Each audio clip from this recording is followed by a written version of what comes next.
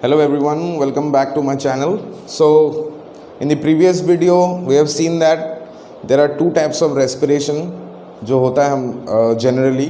One is aerobic जिसमें oxygen का requirement रहता है. There is a need of oxygen in aerobic respiration. More energy is released. Carbon dioxide and water are the two products that are released in there are two byproducts which are released in aerobic respiration. Second, we have studied about anaerobic respiration where there is no requirement of oxygen. Oxygen का कोई ज़रूरत नहीं है उसमें, and very less amount of energy is released, and those the organism which exhibit anaerobic respiration are yeast जो bread mold में होता है. And third, we have studied about lactic acid formation in the muscle when we are doing extensive hard work.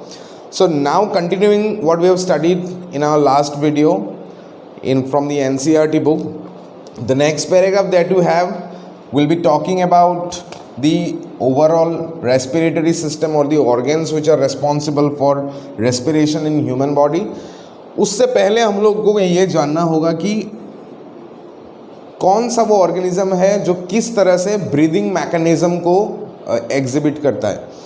We know that there are different forms of organism. भगवान ने बहुत ही variety of organisms बनाया है हमारे पूरे ब्रह्मांड में. तो for that first that is being talked in your NCERT book, I will read the lesson also, is your fish. मछलियों के बारे में बोला है पहला जो third paragraph which you have in your NCERT book. It is talking about fishes. You know, fishes are aquatic animals. Fishes क्या है? ये पानी में रहते हैं. Fishes live inside water, so they are aquatic animals. So generally aquatic animals they breathe through gills. इनका कोई lungs का कोई मैकेनिज्म नहीं होता है. They breathe through gills. हम लोगों ने पहले भी छोटे क्लास में पढ़ा है कि फिशेस ब्रीथ थ्रू गिल्स. अभी गिल्स से कैसे ब्रीदिंग करते हैं वो लोग? How do fishes breathe through gills? You have to know that water जो पानी है उसमें ऑक्सीजन डिजॉल्व किया हुआ रहता है. Oxygen is dissolved in water. So fishes they take in that dissolved oxygen water. पानी ही ले लेंगे अंदर अपने मुंह के अंदर और फिर उससे ऑक्सीजन एब्जॉर्ब करेगा ये gills. The gills absorb dissolved oxygen from water. You have to know the gills absorb dissolved oxygen O2 from water. तो ये होता है फिशेस में जो प्रोसेस है कि ऑक्सीजन कहाँ से मिलेगा? पानी से ही मिलेगा. पानी ही लेंगे अंदर, उसी से जो फिशेस का जो गिल्स है वो ऑक्सीजन को एब्जॉर्ब कर लेगा, फिर पानी को बाहर निकाल देगा. This is the overall process that is occurring in the fishes. So I am reading. You take out page number 103 from your NCERT book. Since the amount of dissolved oxygen is fairly low compared to the amount of oxygen in the air, the rate of breathing in aquatic organism is much faster than seen in terrestrial organism. तो aquatic organism क्या होता है? जो भी fishes या दूसरे तरह के जो organism जो पानी के अंदर रहते हैं उसमें rate of breathing is very high. Rate of breathing is very high. अगर हम लोग 1 मिनट में 15-16 बार ब्रीदिंग कर रहे हैं तो fishes will do at a faster rate. 30 times 40 times ऐसा होगा. डबल या ट्रिपल होगा. जो नॉर्मल जो ऑर्गेनिज्म टेरेस्ट्रियल मिट्टी में ज़मीन में रहता है उससे 3-4 गुना ज़्यादा होगा. It will 3-4 times more than what the terrestrial organisms are breathing. Fishes take in water through their mouth and force it pass the gills where the dissolve oxygen is taken up by the blood. वही बोला है fishes अपने मुंह से पानी को अंदर लेंगे. उससे क्या होगा? पानी के साथ ऑक्सीजन भी जाएगा अंदर और फिर ये गिल्स उस ऑक्सीजन को ले लेंगे अंदर, क्योंकि गिल्स को ज़्यादा प्यार है ऑक्सीजन से. पानी से उतना लगाव नहीं है. तो जैसे कि गिल्स को ज़्यादा ऑक्सीजन से प्यार, तो वो ऑक्सीजन को ही लेगा. It will take oxygen and it will throw out. पानी को बोलेगा जाओ, हमको ज़रूरत नहीं है. पानी ऑलरेडी है फिशेस के चारों तरफ, तो oxygen water is not required. Only oxygen is, तो उसको ले लेगा and then it will throw out water. Terrestrial organism. Terrestrial means जो ज़मीन पे रहते हैं, land organisms. Terrestrial organism use oxygen in the atmosphere for respiration. अभी बात कर रहे हैं हम लोग टेरेस्ट्रियल ऑर्गेनिजम्स के बारे में कि टेरेस्ट्रियल ऑर्गेनिज्म कैसे ब्रीदिंग करते हैं. Terrestrial means land. मैं यहाँ पे लैंड ऑर्गेनिज्म लिख देता हूँ, लैंड या टेरेस्ट्रियल. ठीक है. टेरेस्ट्रियल ऑर्गेनिज्म कैसे ब्रीथ करते हैं? हम लोग को मालूम है कि लैंड के ऊपर हम लोग रहते हैं, ह्यूमन बींग्स या दूसरे कोई जो भी एनिमल्स जो हम लोग देखते हैं चारों तरफ, which we look around, those live on land, there oxygen exposure is very high as compared to those living inside water.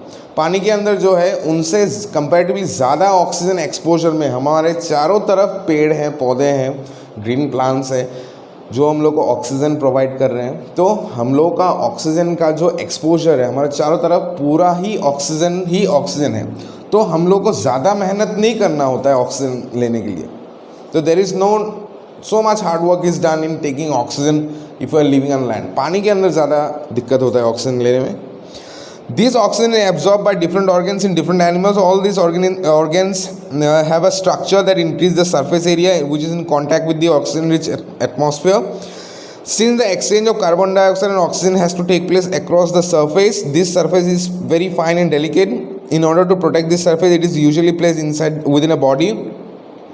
So there have to be passages that will take air to this area. In addition, there is a mechanism for moving in air and out of this area where oxygen is absorbed. थोड़ा बहुत हम लोग जान लेते हैं कि land में तो जैसे कि फ्रॉग है, फ्रॉग भी लैंड में रहता है। अभी फ्रॉग जब लैंड में है they will breathe through lungs, frogs का भी लंग्स होता है, ठीक है। लेकिन जब फ्रॉग मिट्टी के अंदर चला जाता है कभी कभी, उस टाइम क्या होता है, then at that time they will breathe through their skin. Okay, when frogs will go inside the land, ये लैंड के अंदर इनसाइड लैंड, ठीक है, ये outside land, outside land they will breathe through lungs, inside the land और inside mud, inside the earth they will breathe through their skin. Diffusion, simple diffusion होता है जिससे कि ऑक्सीजन स्किन के थ्रू से अंदर चला जाएगा। ये तो हो गया फ्रॉग के बारे में। अभी हम लोग क्या करते हैं, let's talk about human beings, जिसका डायग्राम मैंने I have made it here, this diagram, so you can see this. Will come to this part now. Human beings में क्या होता है कि oxygen is everywhere, so we will be taking oxygen through this passage. ये जो है हम लोग का नेसल पैसेज है, this is our nasal passage और कॉल्ड एज नोस्ट्रिल। नोस्ट्रिल है ये हम लोगों का। जस्ट मैं पहले ओवरव्यू बता देता हूँ, उसके बाद डिटेल में हम लोग पढ़ेंगे कि कैसे क्या हो रहा है अंदर। तो क्या है कि यहाँ पे हम लोग ऑक्सीजन ले रहे हैं। अभी ये भी सवाल काफ़ी सारे बच्चों का रहता है कि sir there is so many different types of gases in the atmosphere, there is oxygen no doubt, there is carbon dioxide and there is nitrogen. ये तीन तरह के गैस प्रेजेंट होते हैं एटमॉस्फेयर में। तो फिर ऑक्सीजन ही क्यों जाता है, या क्या सब कुछ जाता है अंदर? Yes, everything goes inside, but affinity का बात है इसमें। ऑक्सीजन जो जाता है, ऑक्सीजन इज़ अबाउट 14% और सॉरी 21% इन द एटमॉस्फेयर, तो ये 21% ही जाएगा। कार्बन डाइऑक्साइड इज 0.03%, तो ये 0.03% ही अंदर जाएगा। नाइट्रोजन इज 72 और 74%, तो ये इतना ही जाएगा। अभी ये तो हो गया इनहेलेशन, ये हम लोग कर रहे हैं इनहेल, ठीक है, this one we are inhaling. अभी एक्सेल जब करते हैं, देखिए यहाँ पे क्या क्या बढ़ रहा है। जब हम लोग एक्सेल कर रहे हैं इसको, ये तो हो गया इनहेल। अभी एक्सेल करने के टाइम पे क्या क्या निकल रहा है? ऑक्सीजन 17% निकलेगा, कार्बन डाइऑक्साइड 4% निकलेगा एंड नाइट्रोजन 72। नाइट्रोजन का कोई ज़रूरत नहीं है लंग्स में, तो ये 72% ही निकल जाएगा। यू सी 21% हम लोग oxygen, we are taking in 21% of oxygen but releasing 17%, means 4% is utilized by the body. Second thing, this 72% of nitrogen is coming out now. Carbon dioxide जो 0.03% हम लोगों ने लिया था, it is coming out at 4%, मतलब ज़्यादा ही बढ़ जा रहा है carbon dioxide. Okay, so this much is clear I think. So next will move on to this nasal passage. तो चलिए देखते हैं कि क्या हो रहा है इसमें। तो चलिए, सांस गया अंदर, हवा गया अंदर, it will travel through this portion. यहाँ से मैं थोड़ा दूसरी चीज़ से दिखा देता हूँ। यहाँ से यहाँ ट्रैवल होगा, जाते जाते यहाँ आएगा, it will go here and then यहाँ पे डिवाइड हो जाएगा। थोड़ा एयर इधर चला गया, राइट लंग्स में चला गया, थोड़ा air it is going to the left lungs. So उसके बाद क्या होता है, that is main, that is respiration. ये तो हो गया हम लोग का जनरल जो ब्रीदिंग प्रोसेस है, this is the general breathing process. Now what will happen, that is important, what you have in your NCERT. ज़्यादा डीपली भी नहीं जाना है, जो भी जितना ज़रूरत है क्लास 10 बोर्ड एग्जाम्स के लिए, जो भी बच्चे एनसीईआरटी बेस्ड बुक पढ़ रहे हैं, जिनको रेफरेंस बुक नहीं मिल रहा है अभी लॉकडाउन में या कुछ भी हो, जो ख़रीद नहीं पा रहे, मैं प्रिसाइसली वही बताऊंगा जो एग्ज़ाम में आएगा। What is necessary for your exam, that I will teach you. चलो देखते हैं इसमें क्या हो रहा है। So in human beings, last paragraph, page number 103, in human beings air is taken in to the body through the nostril. So this is the nasal passage और nostril. इससे क्या होगा, एयर अंदर जाएगा, air will go inside. The air passage through the nostril is filtered by fine hair that line the passage। अभी क्या है, हम लोग कभी देखते हैं नोज़, हमारे जो नोज़ है, नोज़ के अंदर फाइन्स ऐसे हेयर्स, बाल रहते हैं, हेयर, देयर आर छोटे छोटे हेयर्स है अंदर। तो एयर के साथ कभी अगर डस्ट पार्टिकल जा रहा है अंदर, if any dust particle is going along with the air, these hair of the nose और nose hair will capture those, वो लोग को रोक लेगा, डस्ट को, एयर को फिल्टर करने के लिए। Basically the nose hair are present to filter the air, to filter the air. तो यहाँ पे फिल्टर हो जाएगा, पूरा साफ़ हो गया एयर। चलो साफ़ होने के बाद यहाँ पे, यहाँ से यहाँ ट्रैवल हो रहा है। यहाँ पे क्या होता है, इस जगह में हम लोगों का this part, there is a mucus secreting membrane, और ये एक हड्डी भी होता है, यहाँ पे एक कार्टिलेजिनस हड्डी होता है जहाँ पे दर्द होता है कभी चोट लगने से। तो वहाँ पे एक दूसरा तरह का जेली लाइक और स्टिकी लिक्विड सिक्रीट होता है जिसका नाम है म्यूकस। यहाँ पे म्यूकस सिक्रीट हो रहा है, mucus is being secreted here.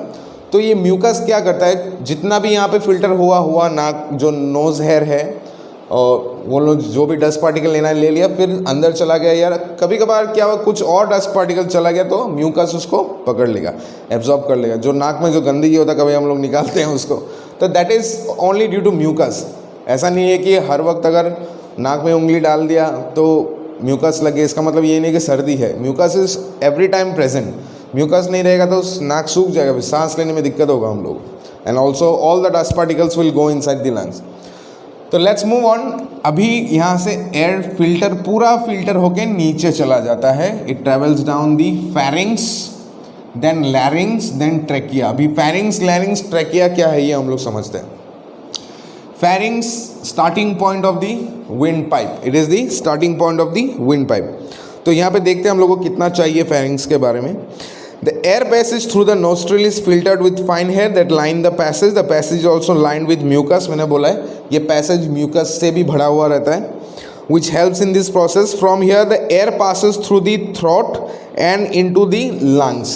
यहाँ से throat जो ये part है, larynx वाला part, ये जो हम लोग बोलते हैं हलक जिसको बोलते हैं हम लोग, और larynx it is also called as vocal box और sound box, जहाँ से हम लोग बात कर सकते हैं, जहाँ पे से sound आ रहा है हम लोग का। From here the air passes through the throat and into the lungs. तो throat में हम लोगों का 2-3 चीज़ें हैं, बुक्स में दिया नहीं है बट फिर भी, pharynx, larynx and trachea. These 3 things you have to just remember. After the mucus, जहाँ पे mucus का प्रोडक्शन है उसके नीचे ही pharynx रहता है, फिर larynx, फिर trachea. ओके, trachea से ही विंड पाइप का स्टार्टिंग है। The trachea is also called as the wind pipe. उससे पहले larynx which is called as voice box, जहाँ से हम लोग बात कर पा रहे हैं, that is the larynx part. So let's go little bit down. अभी थोड़ा नीचे जाते हैं, पैराग्राफ को थोड़ा और समझते हैं क्या लिखा है उसमें। Let's turn the page. Within the lungs the passage divides into smaller and smaller tubes which finally terminate in balloon like structure. So अंदर क्या है, अभी जब नीचे ये ट्रैकिया जब नीचे चला गया, जब यहाँ से नीचे जा रहा है ट्रैकिया, तो ये जो मैंने लाइंस बनाई ये मैं समझाऊंगा क्या है। सो ट्रैकिया नीचे जाते जाते फिर 2 हिस्सों में बढ़ जाता है। It divides into 2 parts, first part going into the right lungs and second part going into the left lungs. Again there is a division. We have to just remember this diagram suppose we are looking at a tree, अगर हम लोग पेड़ को देख रहे हैं कभी भी, तो सेम यही स्ट्रक्चर पेड़ में भी रिप्लिकेट हुआ है। ये सपोज स्टेम है पेड़ का, जो हम लोग ट्रैकिया बोल सकते हैं, स्टेम को हम लोग ट्रैकिया चलो मान लेते हैं। फिर ये जो ब्रांचेस है, ये जो ब्रांचेस चला गया हम लोगों का, this branches are called as bronchi. Bronchi branches सब सेम, ब्रोंकी इसका दूसरा हम लोग समझ लेते हैं, ये है ब्रांचेस, ठीक है। और ब्रांचेस का टिप में जो भी पेड़ का ऐसा ऐसा जो भी स्ट्रक्चर रहता है लीव्स का, that is called as alveoli. Alveoli, this part is called as alveoli. जो ये पार्ट है, मैंने यहाँ पे थोड़ा हाईलाइट कर दिया इसको ब्लैक डार्क करके, ये है ब्रोंकी जो ब्रांच है। फर्दर डिवीजन ट्रैकिया डिवाइड होकर ब्रोंकी बन गया। ब्रोंकी का टिप में in the tip of the bronchi alveoli is present which is a balloon like structure, गोल रहता है ऐसा गोल, this kind of round structures are there which are called as alveoli. The alveoli provides a surface where gaseous exchange can take place. तो alveoli क्या करता है, it provides a surface, ये एक जगह प्रोवाइड करता है जहाँ पे एक्सचेंज हो पाए, कार्बन डाइऑक्साइड यहाँ से बाहर निकल पाए और ऑक्सीजन यहाँ से अंदर जा पाए। ये सारा एक्सचेंज यही एल्वियोली में होता है। एल्वियोली प्रोवाइड्स अ सरफेस, एक जगह प्रोवाइड करता है जहाँ पे एक्सचेंज आदान प्रदान हो सके कार्बन डाइऑक्साइड और ऑक्सीजन का, कार्बन डाइऑक्साइड और ऑक्सीजन का, क्योंकि दो ही गैस एक्सचेंज होगा। कार्बन डाइऑक्साइड यहाँ पे दे देगा, यहाँ से कार्बन डाइऑक्साइड फिर बाहर निकल जाएगा और ऑक्सीजन यहाँ से एब्जॉर्ब होकर पूरे बॉडी में चला जाएगा।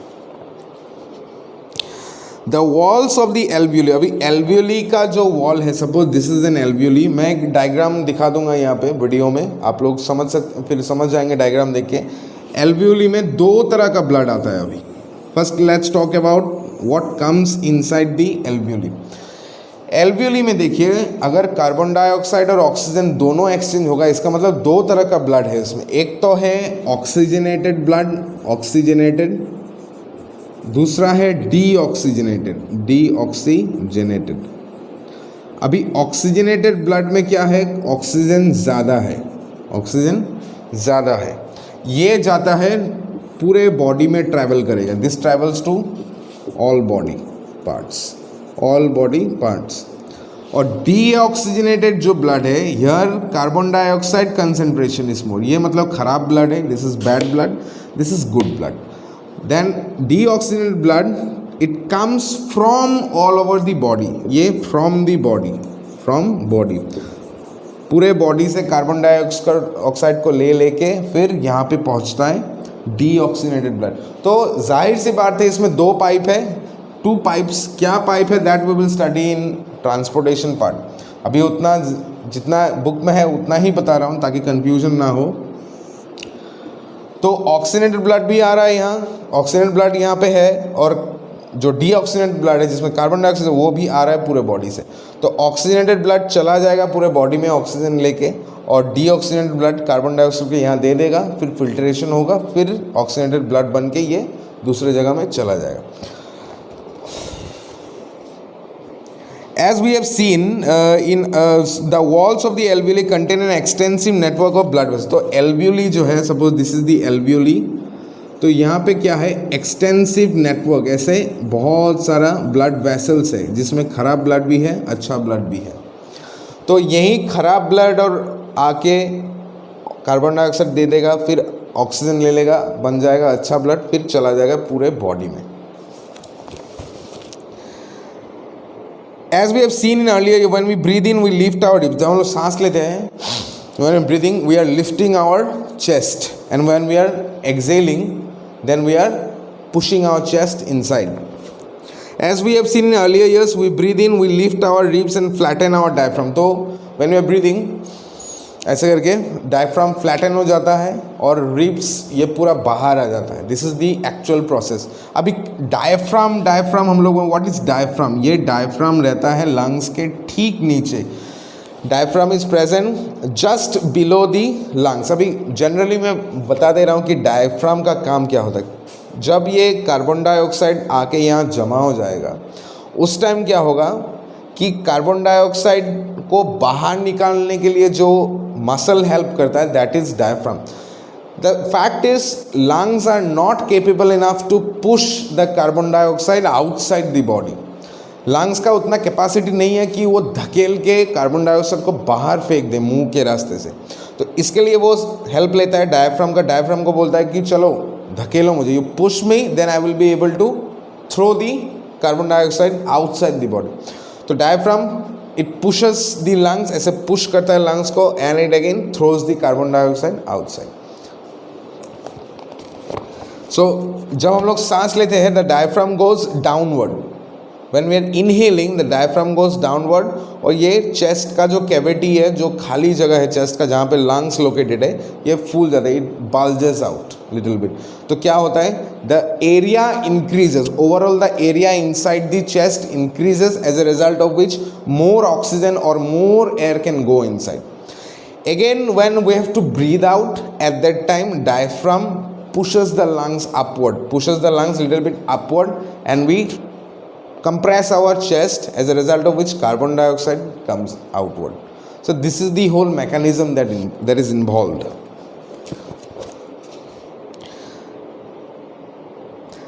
As we have seen in our earlier years, we breathe in air, we lift our ribs and flatten our diaphragm, and the chest cavity becomes larger as a result. Because of this, air is sucked into the lungs and feels the expanded alveoli. तो सांस जब लेते हैं, the alveoli alveoli also expand होता है.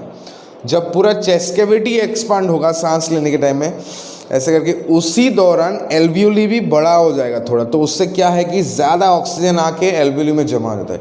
More oxygen comes and gets accumulated in the alveoli. Because of this, air is sucked into the lungs and fills the expanded alveoli. The blood brings carbon dioxide from rest of the body. अभी यहाँ पे दूसरा blood भी आ रहा है जो deoxygenated blood है, जहाँ पे कार्बन डाइऑक्साइड कंटेंट ज़्यादा है, तो वो भी आ रहा है यहाँ पे. फिर क्या होता है देखिए, for release into the alveoli and the oxygen in the alveolar air. अभी एल्वियोली में जो ऑक्सीजन आ गया है वो क्या करता है, is taken up by the blood in the alveolar blood vessel to be transported to all cells of the body. अभी यहाँ पे डीऑक्सीनेटेड ब्लड आया एल्वियोली में, कार्बन डाइऑक्साइड को दे दिया, ऑक्सीजन को ले लिया, फिर कार्बन डाइऑक्साइड यहाँ से बाहर हो जाता है. ठीक है, डीऑक्सीनेटेड ब्लड आया, मैं फिर बोल रहा हूँ, deoxygenated blood comes here through the pipe, जो भी हम लोग का ब्लड वेसल्स है वहाँ पे आके एल्वियोली में जमा हो जाता है, खड़ा रहता है कार्बन डाइऑक्साइड. फिर वहाँ से कार्बन डाइऑक्साइड इसी रास्ते से बाहर निकल जाएगा. इसलिए हम लोग एट ए टाइम सांस या तो ले सकते हैं, इधर वी कैन इनहेल, या तो छोड़ सकते हैं, और वी कैन एक्सेल. दोनों सांस लेना और छोड़ना एट ए टाइम नहीं, एक ही साथ नहीं होता है हम लोग, क्योंकि ये सिंगल पाइप है और यहाँ पे सिंगल एल्वियोली से. इसीलिए हम लोग या तो सांस ले रहे हैं या सांस छोड़ रहे हैं. Then what is there, let's see. During the breathing cycle, when air is taken in and let out, the lungs always contains a residual volume of air. तो during a breathing cycle means एक बार सांस लेना और छोड़ना, this is one cycle. When air is taken in and let out, the lungs always contains a residual volume of air. तो lungs is very smart. जब हम लोग सांस लेते हैं और छोड़ रहे हैं, तो उस दौरान लंग्स का थोड़ा बहुत ऑक्सीजन अपने पास रख देता है. ठीक है, जमा रख देता है फॉर सेफर साइड. सारा ही ऑक्सीजन दे नहीं देता है ब्लड को कि चलो भाई तुम ले जाओ, मुझे कुछ नहीं चाहिए, ऐसा नहीं है. थोड़ा बहुत ऑक्सीजन लंग्स में रह जाता है, that lung is called as residual, that oxygen is called as residual oxygen. During one breathing cycle, जब हम लोग एक बार सांस ले रहे हैं फिर छोड़ रहे हैं, उसी दौरान थोड़ा बहुत ऑक्सीजन हर एक एल्वियोली में रह जाता है, that is called as residual oxygen.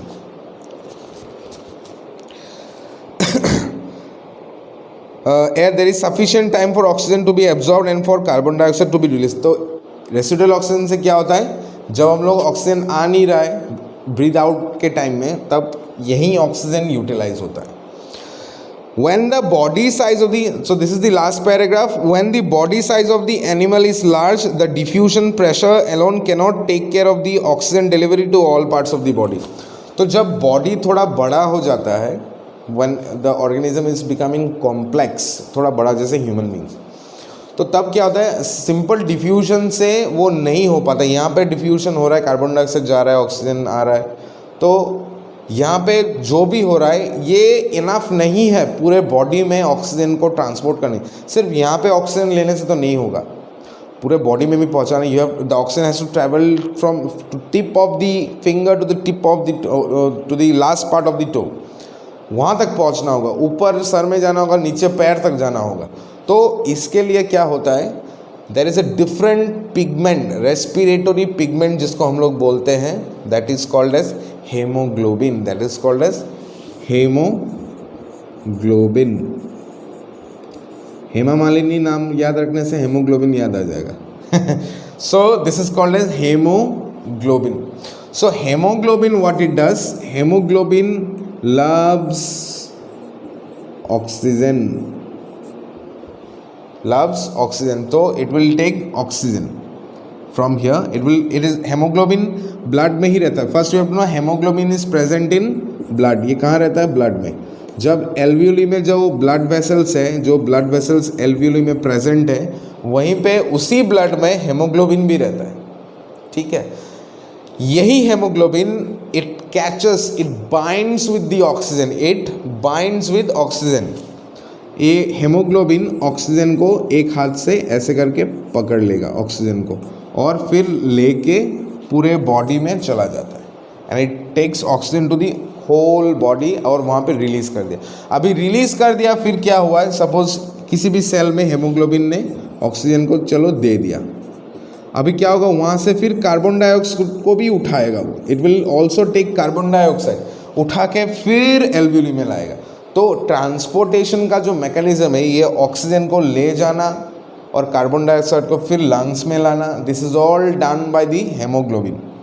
Okay, haemoglobin is present in blood. और ब्लड में भी कहाँ, आरबीसी, रेड ब्लड कॉर्पस्कल्स में हेमोग्लोबिन प्रेजेंट रहता है, इसीलिए ब्लड का कलर रेड होता है. Therefore the colour of the blood is red. Haemoglobin को हम लोग बोलते हैं respiratory pigment. Respiratory pigment, pigment मतलब कलर, किसी भी कलर को हम लोग पिगमेंट बोलते हैं. To all parts of the body. Instead, a respiratory pigment takes up oxygen from air in the lungs and carry it to the tissues which are deficient in oxygen. तो haemoglobin यहाँ से oxygen को उठा के वहीं छोड़ेगा जहाँ पे ऑक्सीजन की कमी है या जहाँ पे ज़रूरत है, वहीं पे ऑक्सीजन छोड़ देगा. वहाँ से फिर कार्बन डाइऑक्साइड को उठा के फिर लंग्स में ले आएगा.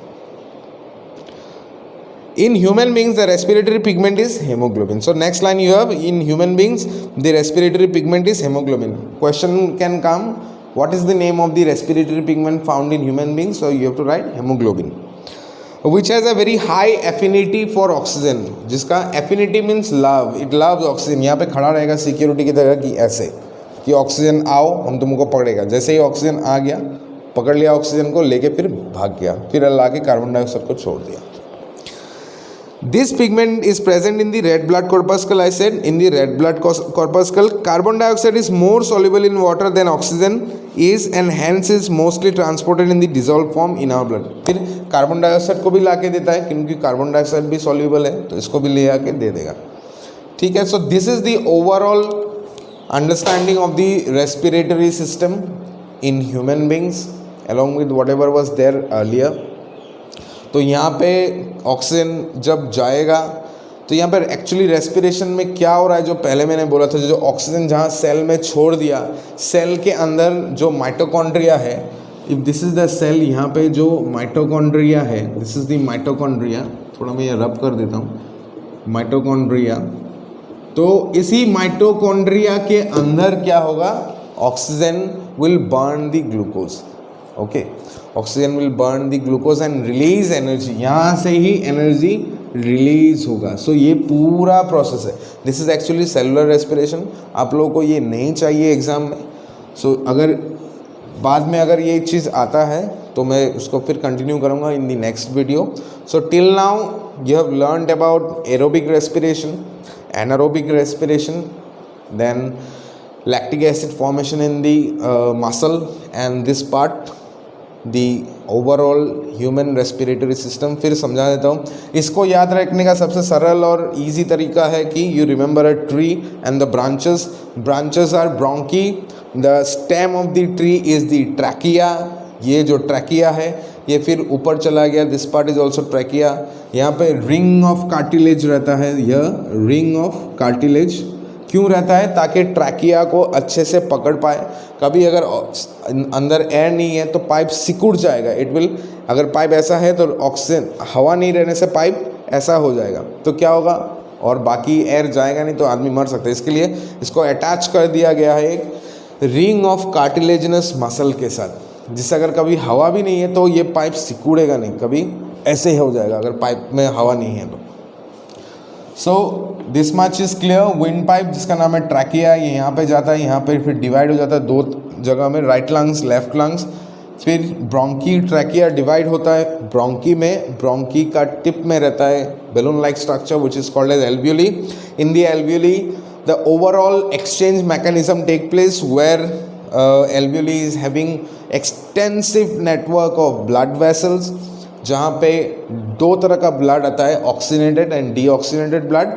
Oxygenated blood means the blood rich in oxygen, जो पूरे बॉडी में ट्रैवल होगा यहाँ पे फिल्टर होके, एंड डीऑक्सीनेटेड ब्लड पूरे बॉडी से यहाँ पे आता है, जहाँ पे क्या होता है, carbon dioxide will be given out and then it will be thrown. कैसे थ्रो होगा? Diaphragm will push the lungs, then carbon dioxide will come out.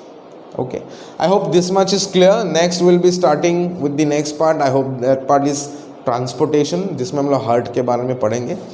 Now if you want to take a screenshot you can take, or you can read the book, see the video, pause the video, whatever you find comfortable, and then you understand. If you have any problem you can comment me, so I will give you the answers about that. Till then, thank you very much.